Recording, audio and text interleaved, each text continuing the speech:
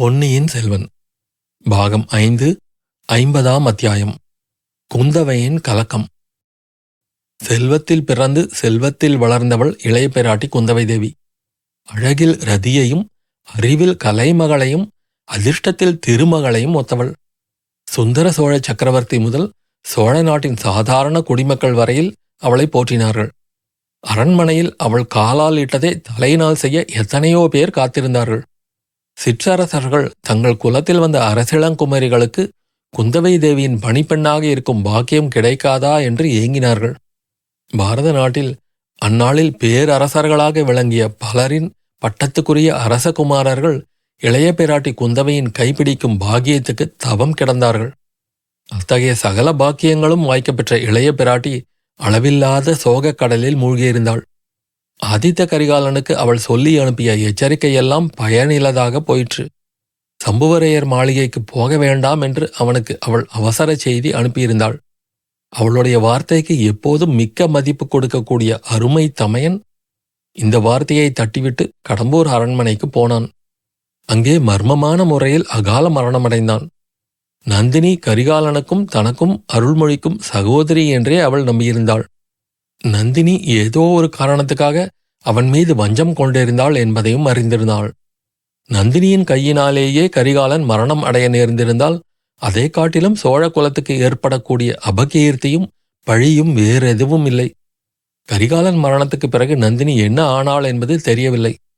அருமை தமையனை பறிகொடுக்க நேர்ந்தது அவளுக்கு எல்லையில்லா துயரத்தை அளித்தது. உயிர் பிரிந்து 2 நாளைக்கு பிறகும் அவனுடைய திருமுகத்தில் குடிகொண்டிருந்த வீரக்கலையை நினைத்து நினைத்து உருகினாள். ஆஹா, என்னவெல்லாம் அந்த மகாவீரன் கனவு கண்டு கொண்டிருந்தான்! கரிகால் பெருவளத்தானைப் போல் இமயமலை வரையில் திக்விஜயம் செய்து அம்மலையின் சிகரத்தில் புலிக்கொடியை நாட்டப்போவதாக சொல்லிக் கொண்டிருந்தானே, அப்படிப்பட்டவனுடைய திருமேனி அரை நாழிகை பொழுதில் எரிந்து பிடி சாம்பலாகிவிட்டது. சோழ நாட்டில் மண்ணோடு மண்ணாக கலந்துவிட்டது. அப்படி கலந்த மண்ணிலிருந்து வருங்காலத்தில் 1000 வீராதி வீரர்கள் தோன்றுவார்கள். சோழ நாட்டிலிருந்து 4 திசைகளிலும் செல்லுவார்கள்.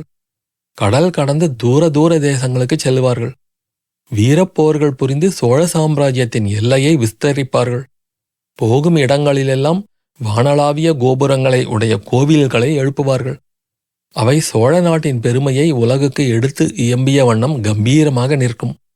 தமிழையும் தமிழ்க் கலைகளையும் சைவ வைஷ்ணவ சமயங்களையும் பரப்புவார்கள். மூவர் தேவார பதிகங்களும் ஆழ்வார்களின் பாசுரங்களும் கடல் கடந்த நாடுகளிலெல்லாம் ஒலி செய்யும். வெற்றிவேல் வீரவேல் என்னும் வெற்றி முழக்கங்கள் கேட்கும். இவையெல்லாம் வெறும் கனவு அல்ல, நடக்கக்கூடியவைதான்.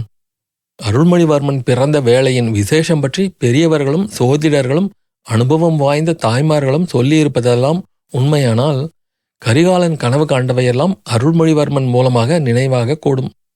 ஆனால் அதற்கு எத்தனை இடைஞ்சல்கள் குறுக்கே நிற்கின்றன! ஆஹா, இந்த சிற்றரசர்கள் தங்களுக்குள் பூசல் விளைவித்துக் கொண்டு என்ன விபரீதங்கள் விளைவிப்பார்களோ தெரியவில்லையே. மலையமானும் வேளானும் அருள்மொழிவர்மனை சிம்மாசனம் ஏற்றியே தீர்வதென்று ஒரே பிடிவாதமாக இருக்கிறார்கள். பழுவேட்டரையர்களும் அவர்களுடைய நண்பர்களும் மதுராந்தகனுக்காக படை திரட்டி வருகிறார்கள். சக்கரவர்த்தியோ அடுத்தடுத்து நேர்ந்துவிட்ட 2 பெரும் விபத்துகளால் சோகக் கடலில் ஆழ்ந்திருக்கிறார். யாரிடமும் எதை பற்றியும் பேச மறுக்கிறார். இளம் பிராயத்தில் தாம் செய்த பாவத்தை எண்ணி எண்ணி பச்சாதாபப்பட்டு கொண்டிருக்கிறார்.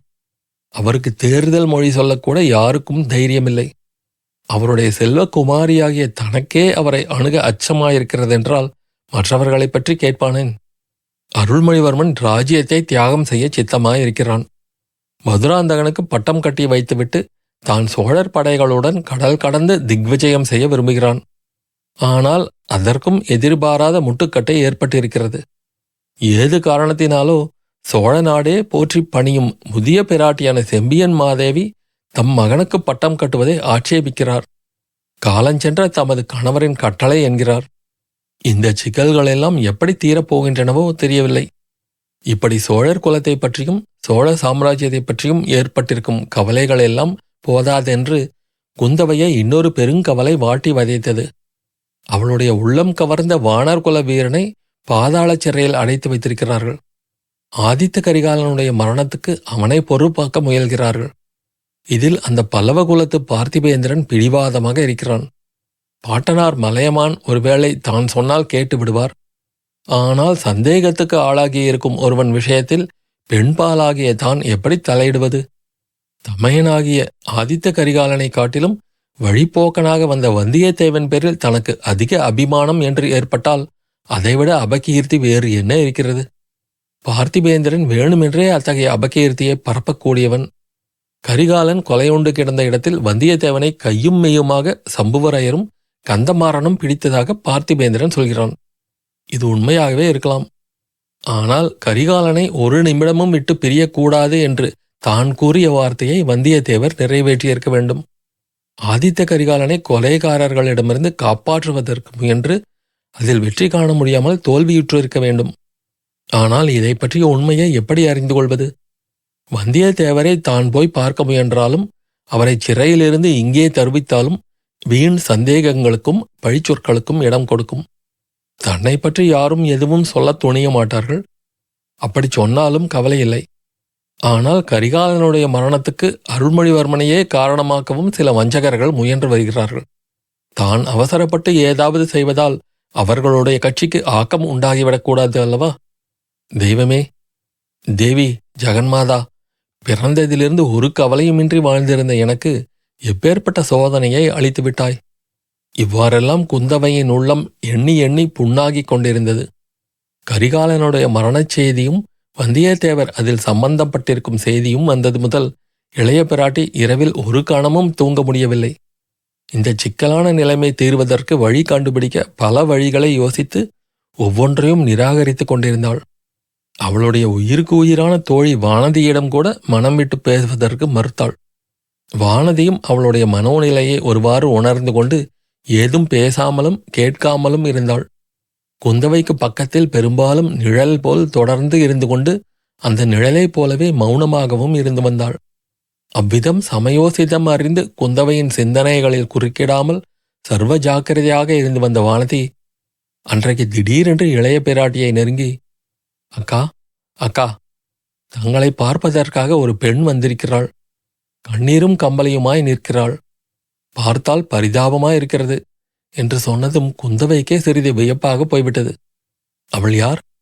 என்ன விஷயம் என்று நீ கேட்கவில்லையா என்றாள். கேட்டேன் அக்கா. அதை சொன்னால் தங்களுக்கு எரிச்சல் வருமோ என்னமோ. சம்புவரையர் மகள் மணிமேகலையாம். சின்ன பழுவேட்டரையர் மாளிகையில் சம்புவரையர் குடும்பத்தை சிறை வைத்திருக்கிறார்கள். இவள் ஒருவருக்கும் தெரியாமல் வழி விசாரித்துக் கொண்டு ஓடி வந்திருக்கிறாள். என்ன காரியம் என்று கேட்டால் தங்களிடம் நேரிலேதான் சொல்வேன் என்கிறாள். அவளுடைய கண்ணீர் ததும்பிய முகத்தை நீங்கள் பார்த்தால் உடனே உங்களுடைய மனம் கூட மாறிவிடும் என்றாள் வானதி. அப்படியானால் என் மனம் கல்மனம் என்றா சொல்கிறாய் என்றாள் குந்தவை கோபமாக. தங்களுக்கு உண்மையிலேயே கல்மனம்தான் அக்கா. இல்லாவிட்டால் வந்தியத்தேவரை பாதாள சிறையில் விட்டுவிட்டு சும்மா இருப்பீர்களா என்றாள் வானதி. சரி சரி, அந்த பெண்ணை இங்கே வரச்சொல் என்றாள் குந்தவை. வானதி மானை போல் குதித்தோடி மறுநிமிடம் மணிமேகலையை அழைத்து கொண்டு வந்தாள். அத்தியாயம் முடிவு.